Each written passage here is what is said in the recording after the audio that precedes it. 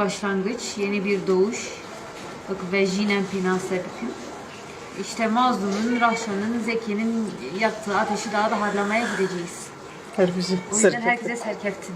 Emce jör serkeftin etkalı.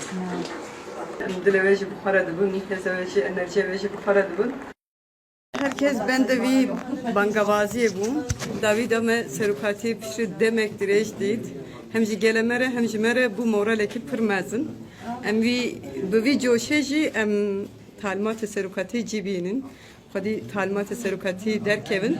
Geleme pêşiyê xwedî derket. Di giştî qadan da pirozbahî heye. Ez bawer dikim bi me re pirozbahiya xwe mezin pir bikin. Em pir kêfxweşin ji ber ku em ê destê rêbertiyê xwe xurt bikin, em ê destê rêxistina xwe xurt bikin û em ê xwedî şehîda derbikevin. Bo jî em pir hestyarin û em pir îdalî ne em ê vê pêvajiyê bi ser bixînin gel rêbertiyê xwe. Rastî bi kedekî emekekî mezin mangawaziya serokatî ji bo gerîla bo tevgerê kirî em jî karibin layıqê wê û hewl bidin lê xwedî derbikevin. Wê dibêjin ji bo hema wela serkeftin.